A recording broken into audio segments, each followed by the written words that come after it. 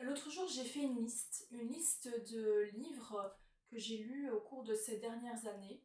Et parmi cette liste, il y avait 5 bouquins qui sont considérés comme des best-sellers ou numéro un de vente en librairie et qui, avec moi, n'ont absolument pas fonctionné. J'ai tout bonnement détesté les livres dont je vais vous parler aujourd'hui. Pour le coup, ici, je vais voilà, un petit peu vous expliquer pourquoi je n'ai pas aimé ces livres, et ceci dans le but de justement vous partager mon avis et échanger peut-être avec vous dans le cas où vous auriez, à contrario, apprécié ces livres. Petit disclaimer avant de commencer cette vidéo, évidemment, je ne fais pas cette vidéo pour critiquer les personnes qui ont apprécié les livres que je vais citer dans cette vidéo. Chacun est libre de lire ce qu'il veut et chacun est libre d'aimer lire ce qu'il veut. Donc ne vous offusquez pas si je critique l'un de vos livres favoris dans cette vidéo. Le premier livre dont je vais vous parler est un roman de Stephen King. Et oui, ce fut mon premier Stephen King et pas mon dernier, parce que voilà, je pense retenter quand même l'expérience avec cet auteur. Mais je dois dire que ce roman m'a particulièrement déçue, d'autant plus que j'avais vu précédemment l'œuvre cinématographique qui a été inspirée par le roman de King, et donc j'ai été d'autant plus déçue par ce roman. Il s'agit de Misery, donc de Stephen King, qui a été pour moi un échec cuisant. J'ai été extrêmement déçue par ce roman que j'ai trouvé très lent, très ennuyant, bourré de détails, et surtout je n'ai pas retrouvé du tout cette tension et cette ambiance de huis clos qu'il y a dans le film, où on suit en fait l'auteur à succès Paul Sheldon qui a subitement un accident de voiture, qui se fait recueillir par Annie, qui est comme par hasard infirmière et qui va prendre soin de lui dans sa petite maison isolée dans la campagne, et qui est comme par hasard aussi sa fan numéro un. Sauf que Annie est très en colère parce que Paul Sheldon a décidé de mettre un terme à sa saga Misery, et Annie n'a pas du tout apprécié ça, et donc Annie, pour se venger, va séquestrer l'auteur Paul Sheldon chez elle et va exiger de lui qu'il rédige une nouvelle suite de la saga de Misery. Et donc, comme je vous le disais, ça a été un échec total pour moi, et je pense que c'est ce qui m'a d'autant plus frustrée dans ce bouquin, c'est que je n'ai pas retrouvé cette ambiance qu'il y a dans le film, cette ambiance très palpable. Au contraire, j'ai trouvé ça très ennuyant parce que Stephen King rentre dans des détails, des détails, des détails, et c'est très ennuyant, d'autant plus que le roman fait 500 pages, voire plus. Donc franchement, j'ai eu le temps de pas mal m'ennuyer, mais je ne l'ai pas abandonné. À l'époque, je n'abandonnais pas mes lectures, donc je l'ai lu jusqu'au bout. Et j'ai tout simplement eu l'impression d'avoir perdu mon temps. Donc voilà, pour moi, Misery, c'est un nom catégorique. J'ai retenté d'autres Stephen King par la suite qui ont été beaucoup plus qualitatifs pour ma part. Donc je pense que je vais retenter un petit peu avec King, parce que je crois qu'il faut que je trouve un petit peu les livres de cet auteur qui peuvent me toucher. Mais pour le coup, Misery, ça l'a pas fait du tout, du tout. Donc, pour le coup, j'ai été très déçue avec ce livre. À présent, on va rentrer dans un autre genre de bouquin, puisqu'on va aller plus sur un contemporain slash thriller, avec un livre que j'ai vu beaucoup passer ces derniers temps sur la booktubosphère, avec des avis dithyrambiques en disant que c'était incroyable, que c'était une lecture qui les avait transportés de par son originalité et sa thématique. Donc je vous parle ici du roman Anima de Waji Mouawad. Et j'ai pas du tout aimé. J'ai été là aussi extrêmement déçue parce que ça partait bien, pourtant ça partait super bien. En fait, on suit ici un homme qui découvre sa femme assassinée. Voilà, sa femme a été subitement et cruellement assassinée. Je pense même qu'elle a été agressée aussi. Enfin voilà, elle a subi des sévices. Enfin un truc vraiment bien dégueulasse. Et cet homme va partir un petit peu à la chasse à l'homme pour découvrir qui a fait ça. Et ce que j'avais hyper apprécié dans la première moitié de ce bouquin, et même dans la suite en fait, mais c'est la seule chose que j'ai aimée dans ce livre, c'est l'originalité avec laquelle cette histoire est construite, parce que chaque chapitre est écrit en fait du point de vue d'un animal, un animal que le personnage principal va rencontrer dans son histoire. Par exemple, à un moment donné, on a un chapitre qui est écrit du point de vue d'une chouette, un autre chapitre d'un point de vue d'une coccinelle, d'un chimpanzé, enfin plein d'espèces animales diverses et variées. Et j'avais trouvé ça hyper original et hyper intéressant parce que ça se tenait avec l'histoire qui était en train de se construire.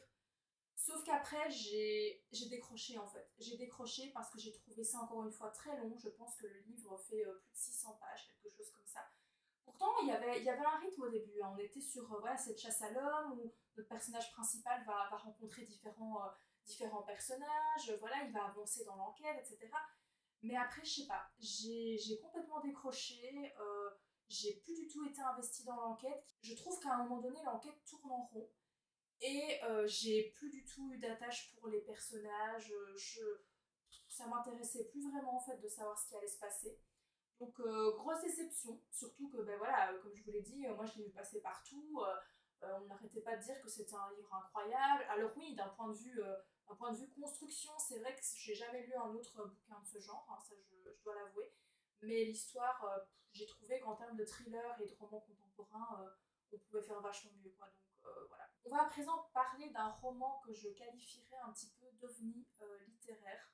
Alors moi, les ovnis littéraires, j'adore ça, hein. J'ai déjà lu plein de livres hyper originaux de par leur structure, de par leur histoire, de par leur ambiance. Moi, j'adore ça. J'adore me perdre dans les histoires. C'est vraiment quelque chose que j'apprécie fortement. Et c'est vrai que ce roman-là, je l'ai vu aussi beaucoup passer sur YouTube, sur Instagram. Je pense qu'il a même eu un prix. Je pense qu'il a certainement été récompensé. En tout cas, il a été encensé, mais de partout. Je l'ai vu passer partout.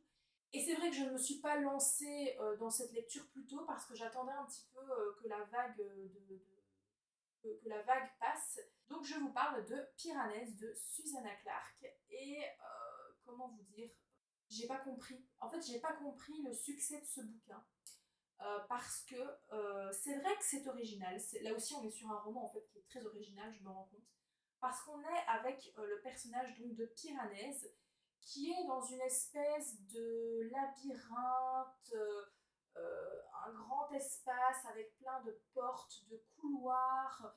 On ne sait pas trop, en fait le livre commence comme ça où Piranèse nous décrit un petit peu l'endroit où il est, l'endroit où il vit, ce qu'il découvre, et il tient tout ça dans une espèce de journal intime. On ne sait pas trop qui est Piranèse, on ne sait pas ce qu'il fait là, on ne sait pas pourquoi il est là, on ne sait pas grand chose, et à côté de ça, Piranèse nous donne beaucoup d'informations qui nous semblent complètement absurdes parce que ça n'a aucun sens. Il parle aussi beaucoup de marées, aussi, les marées ont une importance dans cette histoire. Et on sait aussi que Piranèse n'est pas seul dans cette espèce de grand labyrinthe, dans cette espèce de grand espace avec plein de portes, de dédales, etc. On comprend très vite qu'on est dans une histoire un peu floue, mais je me suis dit, on va avoir des éléments qui vont nous expliquer justement ce qui se passe. Et c'est le cas. Au fur et à mesure de l'histoire, on a vraiment les éléments voilà, qui viennent, on a les pièces du puzzle qui viennent s'imbriquer les unes dans les autres. Donc ça, j'ai trouvé ça hyper intéressant. Mais pour le coup, je me suis dit, en fait, à la fin du bouquin, tout ça pour ça. J'ai pas trouvé la révélation très waouh, j'ai pas été plus embarquée que ça. J'ai trouvé qu'au final, on est dans une histoire assez classique. C'est un peu contradictoire hein, parce que le début est très ovni, très fourre-tout, très fouillis, on ne sait pas où on va. On a l'impression qu'on est dans un rêve, mais à côté de ça, il y a des choses qui nous montrent qu'on est dans la réalité. Enfin, c'est très nébuleux.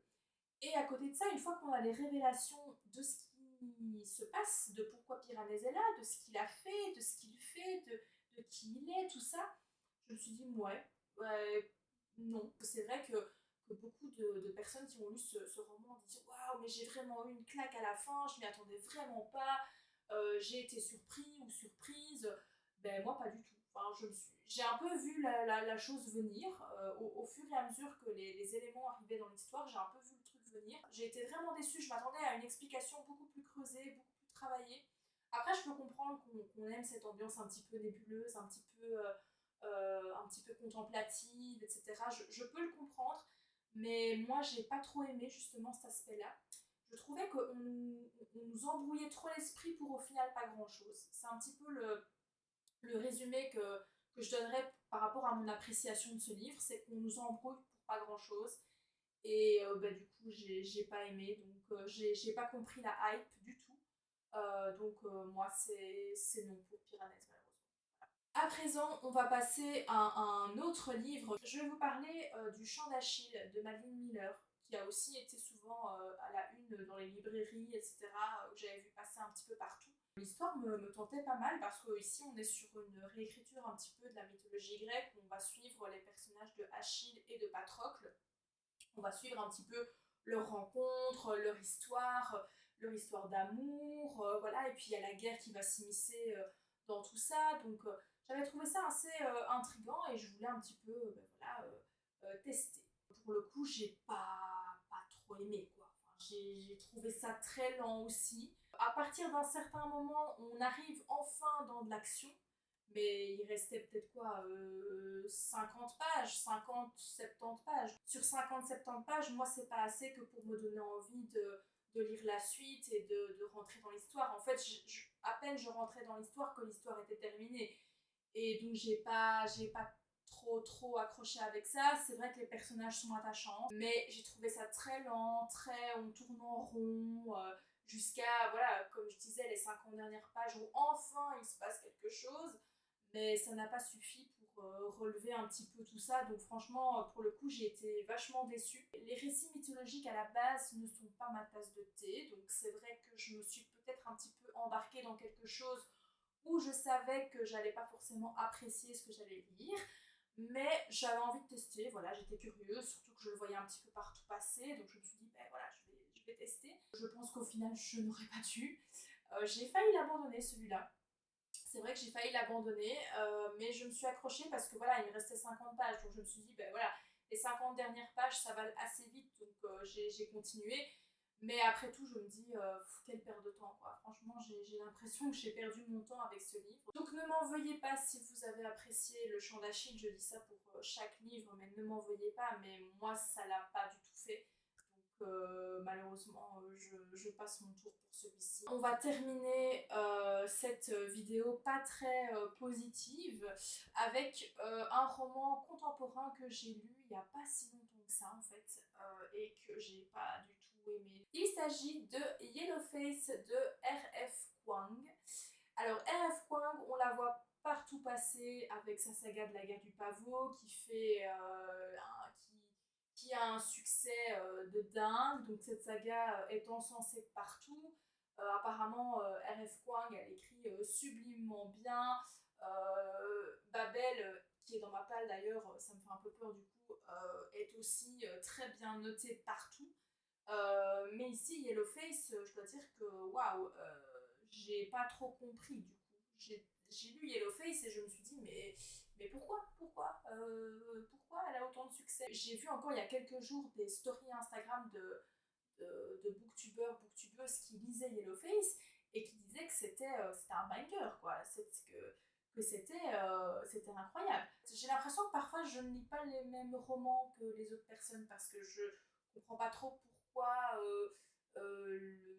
ça a été à ce point-là apprécié quand moi j'ai pas du tout aimé, quoi. Mais bon, c'est là que je me dis que les goûts et les couleurs, eh bien, ça ne se discute pas. Pour revenir un petit peu à Yellowface, de quoi ça parle Yellowface? Eh bien, on rencontre ici le personnage de June, qui est une écrivaine, voilà, elle écrit des romans par-ci par-là, et elle est surtout très bonne copine avec Athéna. Les jeunes filles ont toutes les deux étudié à la même université, et Athéna, pour le coup, elle écrit des romans qui fonctionnent, qui ont du succès. Il y en a même un qui a été ou qui va être adapté sur Netflix. Enfin bref, elle a un succès vraiment bien présent, contrairement à June qui, ça fonctionne pas trop, quoi. Un soir, Athéna et June profitent d'une soirée entre elles, et Athéna lui montre l'ébauche de son prochain roman.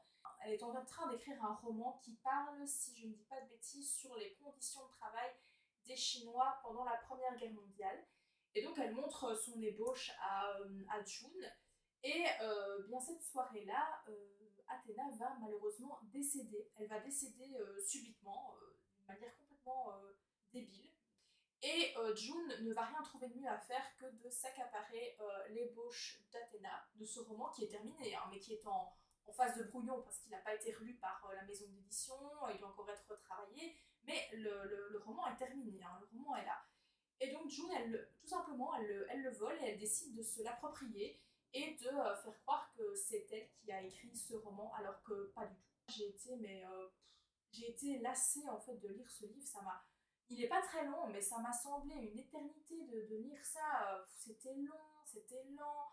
Pourtant, on y aborde des sujets hyper importants, hein, parce qu'on va parler des maisons d'édition, on va parler de est-on légitime ou pas d'écrire sur un sujet, d'écrire sur une ethnie, d'écrire sur une orientation sexuelle, ce genre de choses. J'ai pas trouvé que R.F. Kuang avait abordé la chose de manière de manière assez complète en fait. J'ai trouvé que ça manquait d'informations, ça manquait de choses, ça manquait de rythme aussi, ça manquait de dynamisme. J'ai pas du tout aimé le personnage de June que j'ai trouvé ultra antipathique et je me suis pas du tout attachée à elle parce que je m'en foutais complètement de ce qui allait lui arriver. Que ce soit en bien ou en mal, pour moi ça me faisait ni chaud ni froid donc j'ai pas du tout aimé, mais vraiment pas. Donc voilà, donc j'ai été déçue parce que ben voilà, R.F. Wang, elle est encensée de partout, on la voit passer partout avec ses romans à succès. Et Yellowface en fait partie, hein. C'est pas que Yellowface est connu comme étant son pire roman, loin de là. Mais pour le coup, moi je voulais commencer avec du contemporain parce que je me suis dit que La guerre du pavot, ça allait être peut-être un petit peu trop dense pour moi. Mais du coup, ben, je suis un petit peu refroidie à l'idée de lire La guerre du pavot et à lire Yellowface pour le coup parce que j'ai peur de me perdre un petit peu dans tout ça. J'espère que vous ne m'en voudrez pas si j'ai critiqué Yellowface, mais malheureusement, ça ne l'a pas fait pour moi pour le coup. Voilà, je pense on a fait un petit peu le tour. Je suis navrée si j'ai pu voilà, détruire, démolir certains de vos bouquins si vous les avez appréciés. Mais encore une fois, je ne veux pas du tout critiquer ceux qui ont apprécié les livres dont j'ai parlé ici. Si vous avez aimé justement ces lectures, eh bien c'est tant mieux pour vous. C'est chouette de voir que les avis divergent et que ben voilà, certaines lectures ne sont tout simplement pas faites pour tout le monde. Et c'est tant mieux, ça permet d'avoir de la diversité, d'avoir des variétés différentes de livres. Et c'est ce qui fait justement que ben, on arrive tous à trouver la lecture qui nous convient ou pas. Donc n'hésitez pas à me dire en commentaire si les livres que j'ai présentés ici ont été lus par vous-même ou pas, et si vous les avez appréciés ou pas, et pour quelles raisons. Je pense que ce sera intéressant d'échanger tout ça dans les commentaires. Quant à moi, je vous dis à la prochaine pour une nouvelle vidéo. Bisous!